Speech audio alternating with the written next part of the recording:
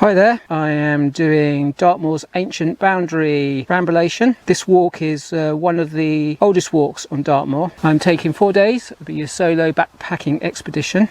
So the next time you see me, I'll be on Dartmoor. Hello and welcome back, I'm on Dartmoor.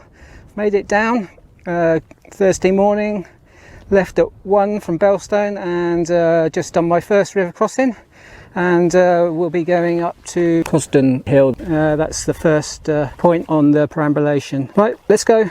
Ahead of us, I believe, is Little Hound Tor.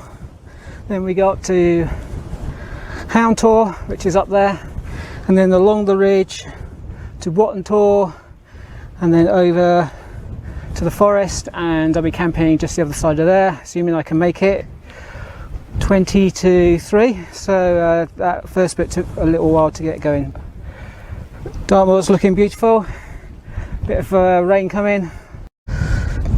Just sitting on Hound Tor now, looking towards Watern Tor up there, but we want to go slightly off to the left, and up there on the top of the hill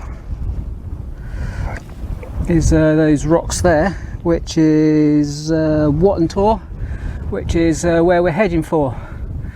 After Watern Tor we head over to Fenworthy Woods and the reservoir there. So not doing too bad now, and the sun's coming out now as well, so time to take off the waterproof I think and head up towards Watern Tor, which is the next point of the perambulation. So I've made it to Watern Tor. That's where we come from, Cosdon, right on the top of the hill. Some lovely rock formations here, and look at that for a view. After all that rain this morning, or when I started, beautiful. And the actual top is up there. So I'll go up there and see where we're going next. Oh, how beautiful is that now? The rain's gone.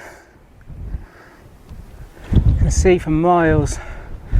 It's up to mid-Devon up that way. And we're going to follow this wall down here, down there. Then we have to cross the river.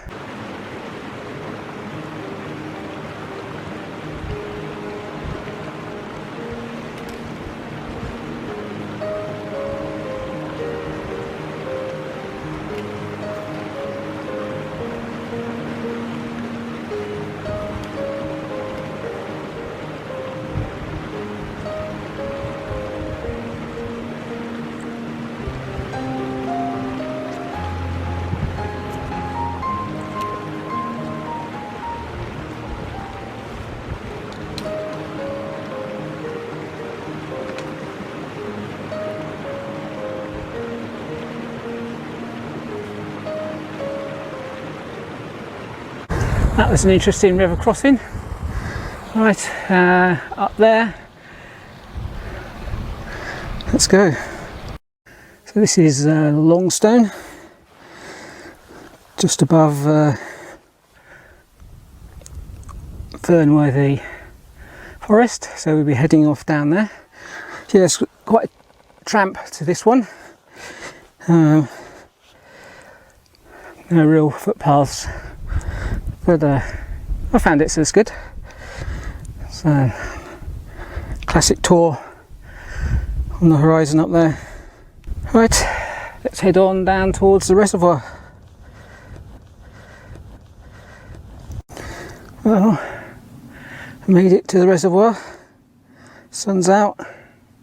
It's a beautiful spot. At the start of the day, I thought I wasn't going to get here. But I battled on and we made it. So let's go down and see the dam. And just coming down now. And there we have it. It's got two walls on either side and then the overflow. The reservoir gets too high, it'll gush over the top there. But It's quite low at the moment, so not much coming down. So we made it to the Heath Stone, just the other side of Fenworthy Forest, and this is where I'm going to leave the perambulation for tonight, and I'm going to head over to see if my wild camp spot that I did when I did the 2 Moors Way is free, because we'd like to revisit that, and I'll be coming back here in the morning. Nobody's here, so this is going to be my bed for the night. Time to get the tent up, get some food, relax. So the hex week's up, had my dinner, just need to have a hot drink before bed, but first I'm going to enjoy the countryside around, and the skies are clearing, so we might get some star photography as well. If not, I'll see you in the morning. Good morning, all packed up, raring to go. Quite a good sleep last night. I did wake up a few times, so as always, leave no trace, apart from maybe in the guy there's memories of our chat last night. It's from Belgium, walking around southwest, so wish him well, and we'll be pushing on to the other side of Dartmoor today.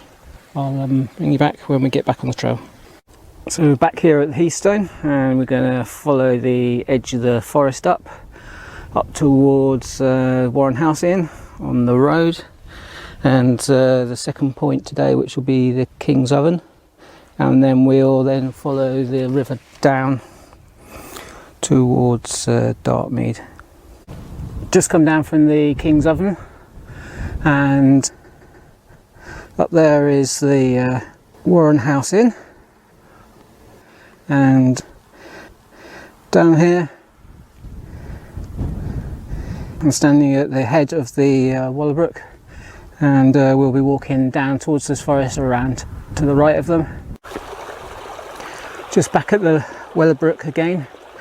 Unfortunately had to make a big detour and walk down the road a little while, because all that's privately owned land, so you can't walk down by the river. It's a bit of a detour, but we're back on the Wallerbrook, so we'll follow that down from here. Gonna leave the moor for a little while, go down into the valley, down to Dartmoor, and then up onto those hills. Look back, we'll be up towards Riders Hill. We're going to go down this little lane through some hamlets first.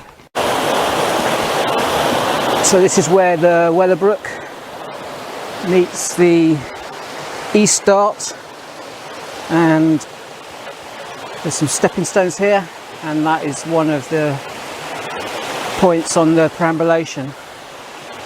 You can cross and then go up that way, but I'm going to stay on this side and wander down by the river. I'm going to fill up with water as I'm running low, and then we'll get going. So this is the stepping stones at Dartmoor, just up from where the 2 rivers meet.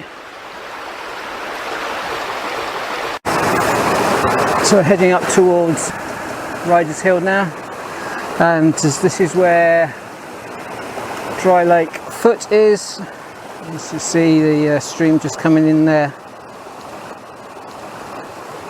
So we need to head up onto the moor to the head, and then onto Riders Hill. Finally made it to Riders Hill. Hard slog. Wonderful view.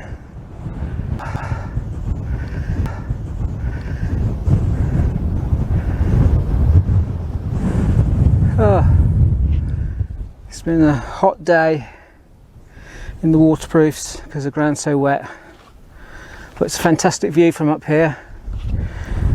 360, that's where we came from. So we must be at the head of the Western Wellerbrook, and down there must be the course of the Wellerbrook. That's where we want to head down on the left hand side of the brook. Right, let's go. Made it down the Western Wellerbrook, and I'm on the bridge. That I recognise from when doing the Two Moors Way. We went off in that direction there. But the next point is on top of that hill over there. You can't see it, but there's absolutely no way I'm going to be able to get across this river here. So I'm going to have to wander up to the Clapper Bridge up there. It's getting late now, 5 o'clock, so I might see if I can start looking for campsite out the wind, across the river. Right, let's go and see what we can find. This is Huntington Cross. Can't remember seeing it on the Two Moors Way. I suppose it's because it was behind the wall. But it really is across in the middle of nowhere. Right, let's head up to the Clapper Bridge. I've made it to Eastern White Barrow. I was sitting at the Clapper Bridge and thought I just couldn't face it in the morning, so just get on and do it. So going to be pushing on a little bit further than I thought would do. So I had something to eat, charged the phone up a little bit, and we'll push on. Yeah, it's only 6 o'clock, so we've got another 3 hours of light. So day 2 was quite a long one, 20 miles, very hard, but I think it was worth it to get to a beautiful campsite like this.